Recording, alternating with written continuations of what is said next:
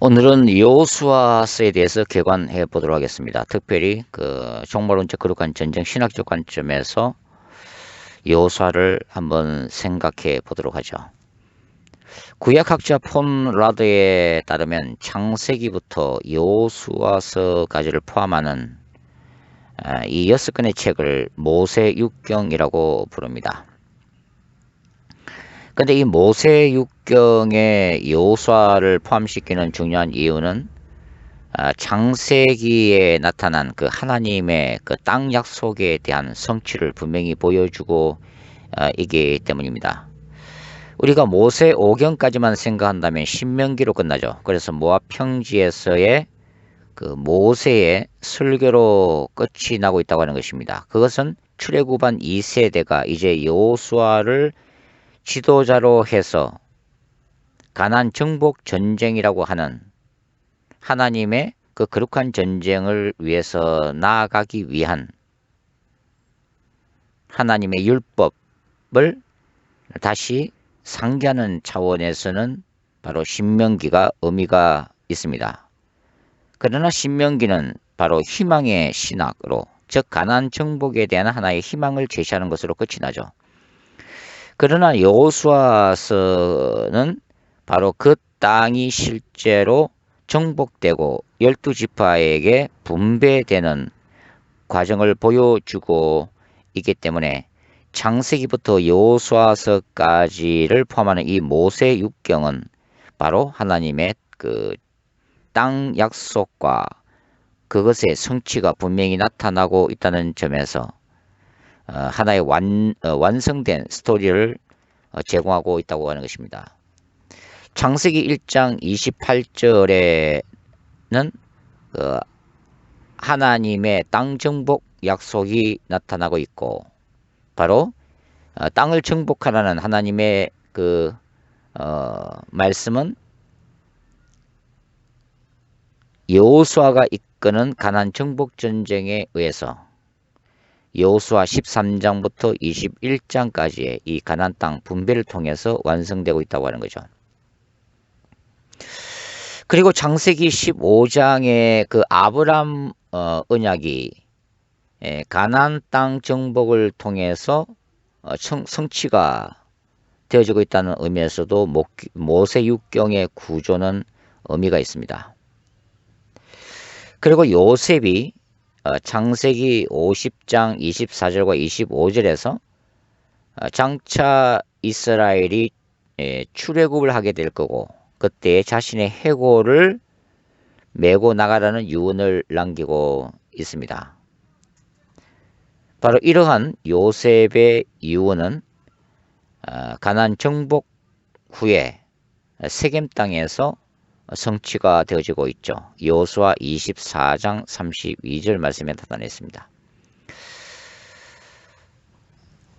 더 나아가서 폰 라드가 지적을 했듯이 아브라함의 가나안 땅 세겜 정착, 그러니까 아브라함이 가나안 땅에 들어왔을 때 세겜에 정착하고 있는 장면이 창세기 12장 6절에 기록되어 있죠. 바로 이러한 세겜이라고 하는 지명이 여호수아 마지막 장인 24장에서 다름 아닌 여호수아가 그 세겜에서 이스라엘과 언약을 맺는 것으로 마무리되고 있다는 그것도 우리가 살펴볼 때에 이렇게 창세기부터 여호수아서까지를 아우르는 모세육경은 그 신학적 의미와 메시지가 깊다고 할 수가 있습니다. 가장 중요한 것은 여호수아서는 가나안 땅 정복 전쟁이라는 그 야훼의 거룩한 전쟁 신학이 실제적으로 집행되고 또 실천되고 있음을 기록한 책이라고 하는 점입니다. 먼저 여호수아는 가나안 정복 전쟁을 수행하기 전에 하나님으로부터 거룩한 전쟁에 대한 그 승리에 대한 약속을 받고 있죠. 여호수아 1장 3절입니다. 하나님은 여호수아에게 이렇게 말씀하셨죠. 내가 모세에게 말한 바와 같이 너희 발바닥으로 밟는 곳은 모두 너희에게 주었노니 이렇게 말씀하고 있습니다. 이러한 거룩한 전쟁에서의 승리를 위해서 여호수아와 이스라엘은 하나님의 군대로서 강하고 담대해야 했고 율법에 철저히 순종해야만 했습니다. 이스라엘 백성들이 요단강을 도할 때에 언약궤를 앞세워서 건너는데요. 이러한 요단강을 언약궤를 앞세워서 건널 때에 요단강물이 상류로부터 멈추는, 그래서 요단강을 마른 땅을 밟는 것 같이 걸어가는 이 기적의 역사는 바로 홍해 사건과 흡사하다고 말씀드릴 수가 있죠. 이러한 기적은 바로 야훼의 거룩한 전쟁의 뚜렷한 특징 중의 하나인 하나님의 기적적인 개입으로 이루어지고 있다고 하는 것입니다. 여호수아 3장에 나타나 있죠. 그리고 가나안 정복 전쟁은 단순히 영토 확보를 위한 그 이스라엘에 의한 제국주의적인 전쟁이 아닙니다. 이것은 아브라함에게 주신 하나님의 언약을 이루기 위한 하나님의 거룩한 전쟁입니다. 저 언약을 성취하기 위한 약속으로 주어진 전쟁이라는 의미죠. 이러한 사실은 여리고 전쟁을 하기 전에 여호수아에게 나타난 그 야훼의 군대 장관이라고 하는 존재에 의해서도 확정이 되어지고 있습니다. 여호수아 5장 14절과 15절 말씀인데요. 한번 읽어보도록 하겠습니다. 그가 이르되 아니라 나는 야훼의 군대 장관으로 지금 왔느니라 하는지라. 여호수아가 얼굴을 땅에 대고 엎드려 절하고 그에게 이르되 내 주여 종에게 무슨 말씀을 하려 하시나이까. 야훼의 군대 장관이 여호수아에게 이르되 내 발에서 신을 벗으라. 내가 선 곳은 거룩하니라 하니 여호수아가 그대로 하니라. 내 발에서 신을 벗으라. 내가 선 곳은 거룩하다. 어디서 많이 들어본 구절이죠. 바로 출애굽기 3장에서 모세가 불붙는 떨기 나무 가운데 나타나신 여호와의 천사로부터 하나님의 그 현존의 대리자로부터 들었던 말씀입니다. 이집트의 노예로 고통당하는 이스라엘을 위해 찾아오신 전쟁하시는 하나님이신 야훼의 현현을 체험했던 바로 그 장소이죠.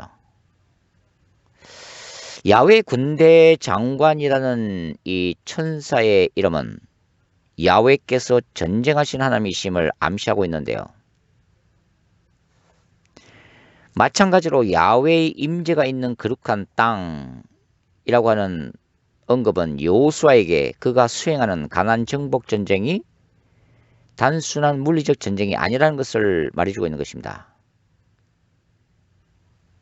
다시 반복해서 말씀드리지만 야훼의 언약을 성취하기 위한 하나님의 거룩한 전쟁임을 확인해주고 있다고 하는 거죠. 여기서 한 가지 우리는 이 성전이라고 하는 개념을 또 동시에 생각할 수 있는데요. 하나님이 임재하시는 그곳이 바로 하나님의 거룩한 성전이 된다고 하는 것입니다. 모세가 40년 동안이나 날마다 밟고 다녔던 그 미디안 광야, 시내산 주변, 늘 바라보았던 떨기나무가 세워졌던 바로 그곳. 그것은 하나님이 찾아오시기 전에는 그저 평범한 땅에 불과했습니다. 그런데 하나님이 찾아오시는 그 순간 바로 그곳은 하나님의 거룩한 성전이 되어진다고 하는 거죠.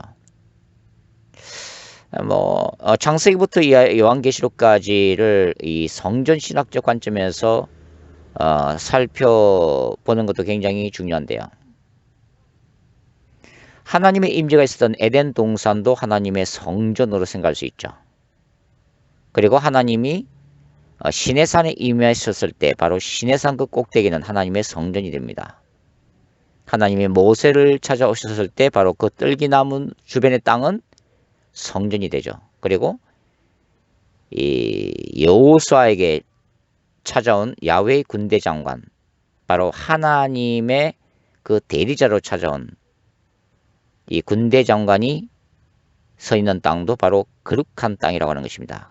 그러므로 모세나 여호수아는 발에 신을 벗어야만 했습니다. 하나님의 거룩한 성전이라는 개념이죠. 성경에 기록되어 있는 거룩한 전쟁의 역사, 그것은 인간의 전쟁사와는 그 성격과 목적 자체가 다릅니다. 하나님의 거룩한 전쟁에서는 한마디로 인간의 군사력이나 탁월한 전략들이 필요가 없습니다. 이 전쟁은 하나님이 그분의 백성으로 선택한 이스라엘을 통해 그분 자신이 수행하시는 거룩한 전쟁이기 때문이죠. 군사력이나 전쟁 지도자의 탁월성이 이 전쟁에는 사실 필요가 없습니다. 왜냐하면 이 거룩한 전쟁의 승리가 인간적인 군사력이나 전략 때문에 이루어지는 것이 아니기 때문이죠. 하나님의 기적 때문에, 하나님의 주권적 역사 때문에 승리하는 것입니다. 그리고 이 거룩한 전쟁의 승리의 결과는 온전히 하나님께 영광이 드려져야만 했죠. 우리가 여호수아 6장에서 야훼 군대 장관이 출현했다고 하는 바로 이 모습에서 보는 바와 같이 야훼 거룩한 전쟁에는 일반적으로 하나님의 그 특별한 천사들이 투입됩니다. 천사들의 활동은 바람, 폭우, 우박, 지진, 번개와 벼락, 전염병 등 자연적 현상을 포함한 모든 초자연적인 기사와 표적들로 나타나죠.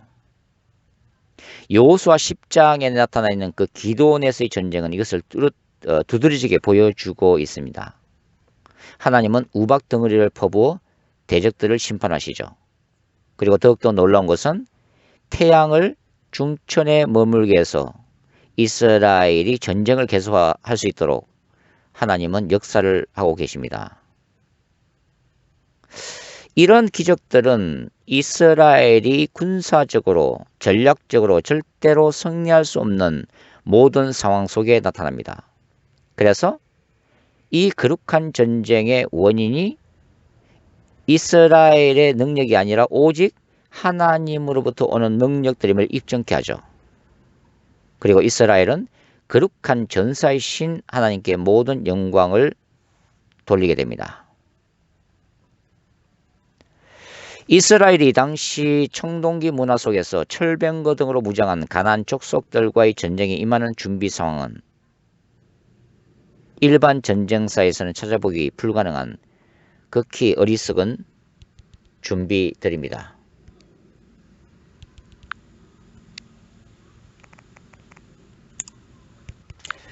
이스라엘이 정복했던 당시 여리고성은 대단히 견고한 성읍으로 알려져 있습니다. 예를 들면 고각자 우드 박사의 논문은 100여 년 동안에 걸친 유적 발굴에 대한 보고서를 분석한 내용에 근거하고 있는데요. 이 보고서에 따르면 여리고성은 외벽과 내벽 등 두 겹으로 되어 있습니다. 그리고 외벽은 5m 정도 높이의 기초성벽 위에 두께 2m, 높이 7m의 진흙백돌벽으로 세워져 있다는 것입니다. 이 안에 있는 내벽은 지상으로부터 높이가 14m 정도 되는 뚝 위에 다시 높이 솟아오른 내성벽의 구조로 설계된 것으로 밝혀지고 있습니다. 그야말로 난공불락의 구조를 가진 이중 성벽이었다는 거죠. 이런 견고한 성에 대한 공격 전략은 어때야 할까요? 손자병법을 한번 먼저 참고를 해보겠습니다. 손자병법 3편 모공편에서는 성을 공격하는 전법에 대해서 이렇게 조언하고 있죠.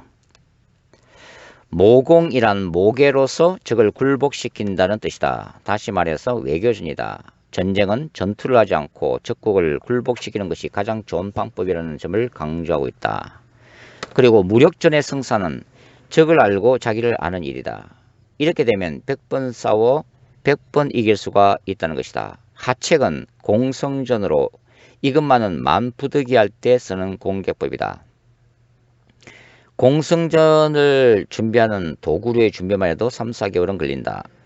성벽에 돌입하기 위한 길을 만드는 것만 하더라도 적진에서 하는 방대한 토목공사이므로 그 완성만도 또 3, 4개월은 걸린다.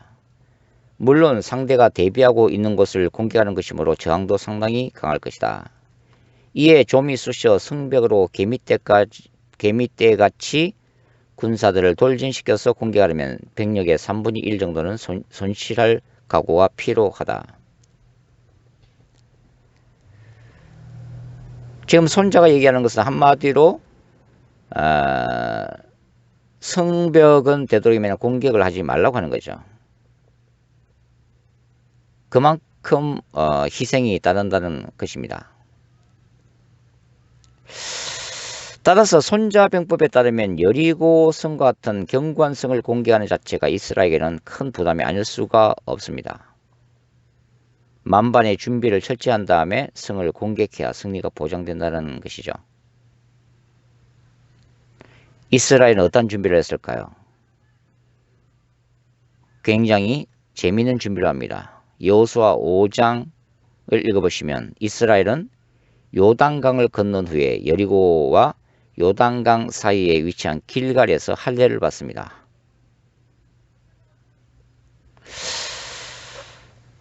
할례가 무엇입니까? 일종의 포경수술이죠. 주력 부대가 포경수술을 받으면 어떻게 될까요? 최소한 3일 동안 몸을 움직일 수가 없습니다. 여리고 정복, 적진을 눈앞에 둔 상황에서 이러한 하나님의 전략은 도무지 이해할 수 없는 전략이죠. 만일 여리고성의 주력부대가 이 상황을 보고 성문을 열고 군대를 동원하여 이스라엘을 치기 시작하면 그야말로 전멸입니다. 손자병법에 비추어 이해하려고 해도 참으로 어리석기 짝이 없는 전략인 것이죠. 그런데 불가사의하게도 여리고의 주력부대는 성 안에만 머물고 출병하지가 않았습니다. 그 이유를 여호수아서 2장 8절부터 11절을 통해서 바로 기생 라합의 입을 통해서 밝혀집니다. 제가 말씀 한번 읽어보죠. 또 그들이 눕기 전에 라합이 지붕에 올라가서 그들에게 이르러 말하되 여호와께서 이 땅을 너희에게 주신 줄을 내가 아노라. 기생 라합의 고백입니다. 우리가 너희를 심히 두려워하고 이 땅 주민들이 다 너희 앞에서 간담이 농나니 전투할 의지를 이미 상실했다는 얘기죠. 이는 너희가 애굽에서 나올 때 여호와께서 너희 앞에서 홍해물을 마르게 하신 일과 이 당시로 보면은 광야를 40년 동안 돌았으니까 이 홍해 바다 사건은 40년 전의 이야기죠. 근데 40년 전의 이야기가 이 여리고성에 계속해서 전해져 내려오고 있다고 하는 거죠. 너희가 요단 저쪽에 있는 아모리 사람의 두 왕 시온과 옥에서 행한 일 곧 그들을 전멸시킨 일을 우리가 들었음이니라. 우리가 듣자 곧 마음이 녹았고 너희로 말미암아 사람이 정신을 잃었나니 너희 하나님 여호와는 위로는 하늘에서도 아래로는 땅에서도 하나님이시니라. 여리고성의 기생 라합의 입을 통해서 여리고성의 왕과 그의 군대가 엄청난 두려움에 쌓여 있었음을 말해주는 대목입니다.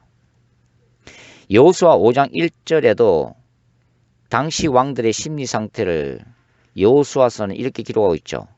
요단 서쪽의 아모리 사람의 모든 왕들과 해변의 가나안 사람의 모든 왕들이 여호와께서 요단물을 이스라엘 자손 앞에서 말리시고 우리를 건너게 하셨음을 듣고 마음이 녹았고 이스라엘 자손들 때문에 정신을 잃었더라.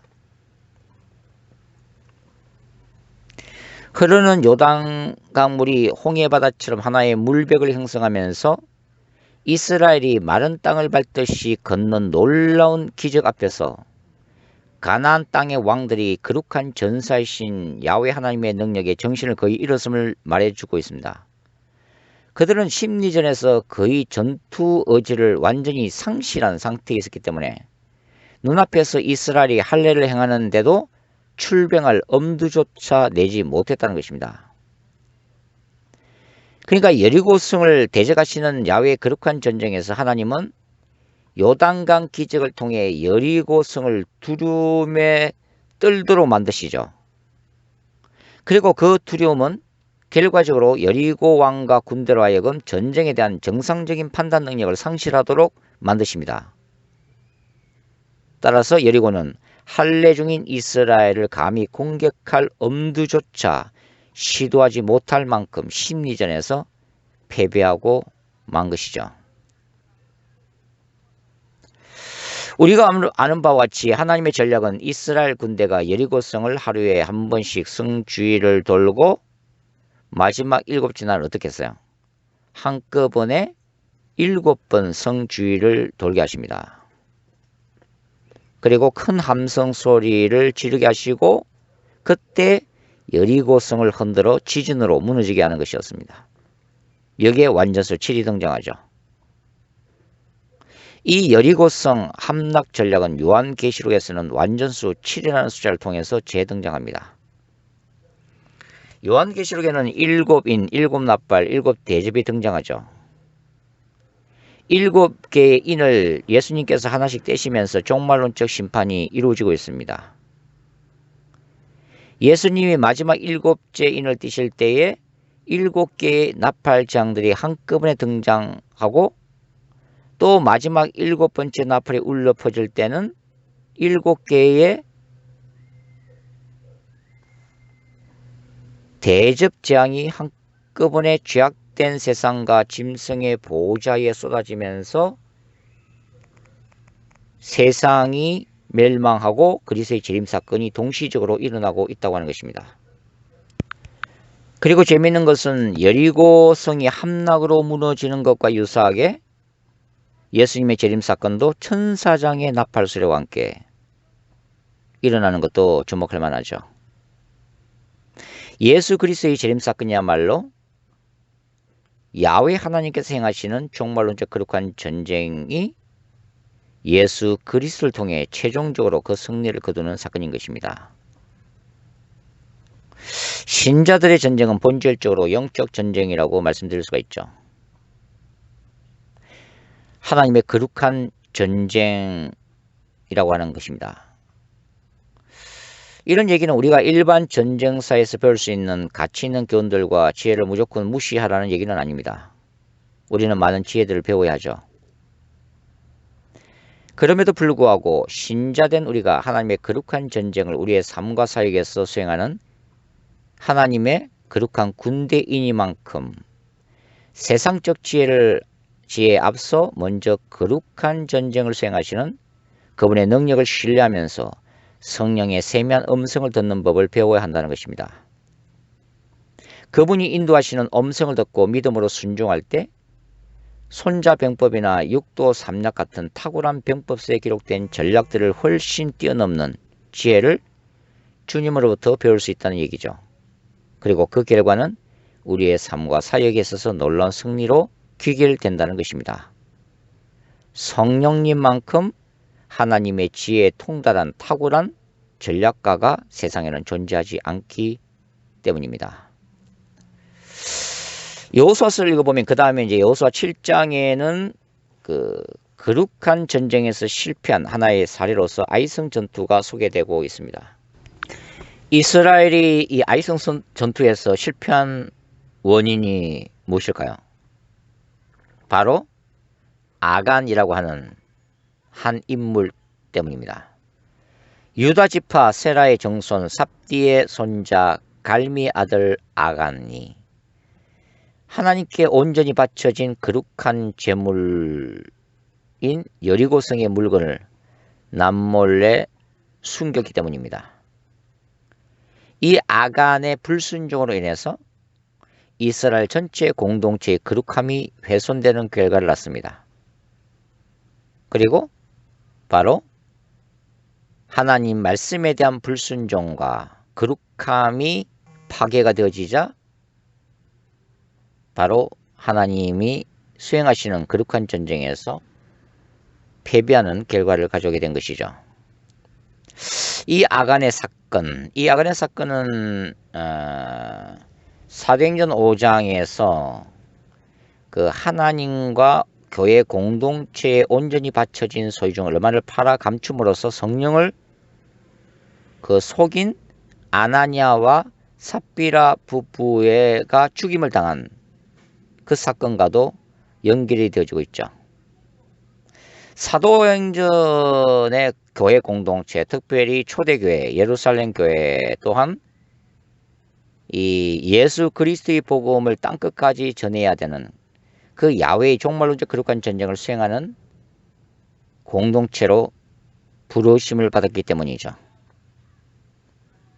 한 개인의 불순종이 전체 공동체의 파괴로 이어질 수 있음을 보여주는 장면입니다. 여호수아 10장에도 야훼의 거룩한 전쟁의 도구들인 초자연적인 기적들이 동원되고 있음을 알 수가 있죠. 아모리 족속 다스 왕들이 지휘하는 연합군을 대항하는 이 거룩한 전쟁에서 이스라엘은 대적들에게 쏟아진 하늘에서 내리는 큰 우박들을 목격하고 있습니다. 그리고 이스라엘이 승리하기까지 기브온과 아얄론 골짜기 하늘 위에 태양과 달이 멈추는 놀라운 기적들도 경험하고 있죠. 그리고 여호수아 13장부터 그 22장에 걸쳐서 기록되고 있는 이 가나안 땅 분배가 이루어지고 난 후에 그 여호수아 24장에 세겜 언약이 등장하고 있습니다. 이 세겜 언약은 그 모세의 신명기에 등장했던 모압 언약을 갱신하는 언약이죠. 여호수아 24장 8절부터 13절에 걸쳐서 여호수아는 모세처럼 이스라엘을 위해 야훼 하나님이 행하셨던 거룩한 전쟁의 역사를 회고하고 있습니다. 그리고 이어지는 14절부터 18절까지 해서 여호수아는 이스라엘이 오직 야훼만을 섬길 것을 촉구하죠. 그리고 19절과 20절에서 만일 이스라엘이 이 언약을 파기할 경우, 불순종할 경우는 하나님의 거룩한 전쟁의 또 다른 측면인 징계를 받게 될 것임을 경고하고 있습니다. 이는 세겜 언약 또한 거룩한 전쟁 언약임을 말해주고 있는 것이죠. 이와 같이 여호수아서는 신명기에 나타난 거룩한 전쟁 법규를 가나안 정복 전쟁에 그대로 적용했음을 잘 보여주고 있습니다. 제가 이게 계속해서 성경을 이 거룩한 전쟁 신학, 구약에서는 이 거룩한 전쟁 신학이죠. 그러나 신학에서는 종말론적 거룩한 전쟁 신학이 이제 두드러지고 있는데요. 저는 창세기부터 지금 요한계시록까지 66권을 이러한 거룩한 전쟁 신학적 관점에서 지금 살펴보고 있습니다. 사실 이제 성경을 바라보는 이 성경 신학에는 여러 가지 신학들이 있죠. 복음주의, 소위 교육주의 신학에서 중요시 여기는 것은 언약 신학입니다. 성경 전체에 나타나 있는 하나님의 언약, 즉 하나님의 약속이 어떻게 성취되고 이루어지고 있는가를 보여주는 중요한 관점이죠. 이러한 언약 신학은 하나님의 구속의 역사와 깊은 관련이 맺고 있습니다. 그리고 이제 최근에는 하나님의 나라 관점에서 성경을 읽는 시도들을 학자들이 많이 하고 있죠. 그러나 저는 이 하나님의 나라 관점에서만 성경과 인간의 역사를 이해하는 것은 불충분하다고 생각합니다. 즉, 저는 성경 전체와 인간의 역사를 하나님의 나라와 사탄의 나라와의 투쟁적 관점에서 바라봅니다. 그리고 바로 그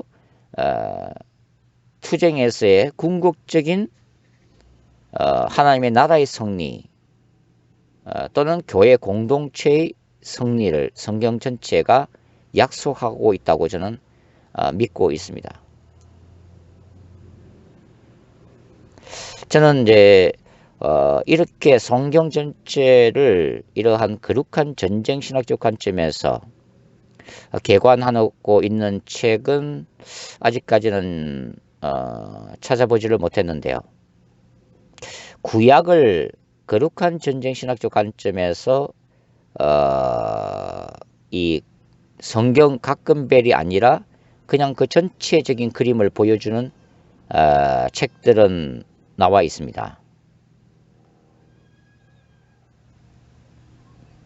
윤용진 그 교수님의 박사 논문이면서 책으로 이제 출간되었던 여호와의 그 거룩한 전쟁에 관한 책도 그런 책 중에 하나죠. 그리고 트럼프 롱맨 3세가 이제 공개했던 거룩한 용사라고 하는 책도 바로 그러한 전체적인 흐름을 보여주고 있는 책입니다.